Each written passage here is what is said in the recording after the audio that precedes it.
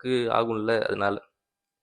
அப்போ தொண்டர்கள்லாம் வந்து ஒரு பொருட்டாவே மதிக்கலைன்னா, ஆமாண்டா தொண்டர்கள்லாம் ஒரு பெரிய ஒரு இதாகவே மதிக்கலை. மதிச்சிருந்தா இன்னொரு மேடையில் யாராவது உட்கார வச்சிருக்கணும்ல. மேலே உட்கார வச்சிருக்கலாம் பாரு.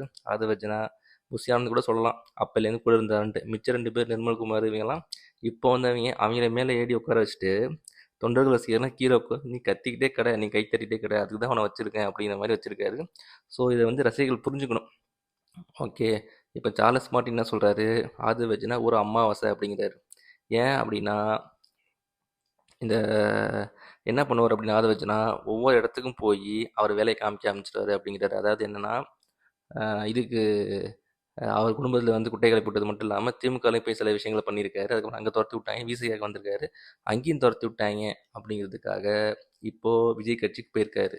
நீங்கள் நல்லா நோட் பண்ணி பார்த்தீங்கன்னா விஜய் கட்சியில் விஜய் அதாவது அவர் ஒவ்வொரு பொதுக்கூட்டத்திலையும் ஒவ்வொரு நிகழ்வுலையும் ஆதவர்ஜனா பேசுறதெல்லாம் பார்த்தீங்கன்னா கலவரத்தை தோன்ற மாதிரியும் அது மறுபடியும் விஜய்க்கே பேக் ஃபேர் ஆகிற மாதிரி தான் பேசிக்கிட்டு இருக்காரு. இவ்வளோ கேவலமான ஒரு ஸ்பீச்சை பண்ணணுன்ட்டு அவசியமே கிடையாது. ஆனால் இவ்வளோ கேவலமாக ஒரு ஸ்பீச்சை கொடுத்து மறுபடியும் அவர் கழுவி ஊற்றுறது மட்டும் இல்லாமல் விஜயும் சேர்த்து கழுவி ஊற்றிக்கிட்டு இருக்காங்க. அந்தளவுக்கு வந்து பண்ணிக்கிட்டு இருக்காரு. அவர் வந்ததுக்கப்புறம் முன்னேற்றமான மாதிரிலாம் தெரியல, மறுபடியும் கீழ் நோக்கி போகிற மாதிரி தான் இருக்குது விஜய் கட்சி. இது வந்து சார்லஸ் மார்ட்டின் வந்து ட்வீட்லேயும் சரி எல்லாத்துலேயும் எச்சரிச்சிருக்காரு விஜய் வேற, கொஞ்சம் பார்த்து நடந்துக்குங்க. ஏற்கனவே 2 3 இடத்துல போயிட்டு வேலையை பார்த்துட்டு வந்திருக்காப்புல, உங்ககிட்ட வந்திருக்காப்புல. உங்கள் கட்சி நல்ல விதமாக இருக்கணும்னா இவர் தயவுசெய்து கட்சியிலேருந்து வெளில அமைச்சிருங்கிற மாதிரிலாம் சொல்லியிருக்காரு.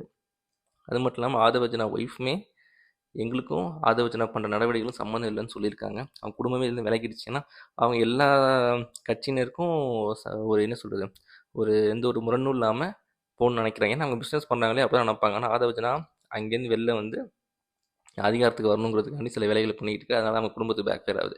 இப்போ குடும்பத்தையும் ஒதுக்கி வச்சுட்டாங்க, அது வேற ஒன்று. இன்னொன்று வந்து ஆதவர்ஜனாவுக்கு செட்டில்மெண்ட் பண்ணிட்டோம் அப்படிங்கிறாப்புல. அதாவது பணம் கூட செட்டில் பண்ணி ஆதவர்ஜனா அனுப்பிச்சிட்டாங்க போல். அந்த பணத்தை வச்சு தான் இவர் வந்து அரசியல் கட்சிகளுக்கு உதவுறது, அப்புறம் வந்து கொடுக்கறது, அது மூலமாக இவர் அரசியல் அதிகாரத்துக்கு வர்றது, அது மறுபடியும் அதிகாரத்துக்கு வந்து பதவி வாங்கிட்டு அப்படி சம்பாரிச்சிக்கலாம் அப்படின்னு நினைக்கிறாரு போல். அதனால தான் வந்து ஏற்கனவே இந்த கட்சிகள்லாம் ஒன்றும் பருப்பு வேகலை அப்படிங்கிறதுனால விஜய் கட்சிக்கு வந்திருக்காரு. ஏன்னா ஈஸியாக ஏமாற்றலாம்னு நினச்சிட்டாரு போல் விஜய். விஜயை ஈஸியாக ஏமாற்றிடலாம், அழகாக உள்ளே போய் பணத்தை இறக்கி நல்ல பேர் வாங்கி அழகாக வந்து இது பண்ண நினச்சிட்டாரு போல். ஆனால் அதுக்கு ஏற்ற பீஸ் தான் விஜயும். விஜயும் வந்து இவரை வந்து நம்பிட்டு கூட வச்சிருக்காரு பற்றி இல்லை.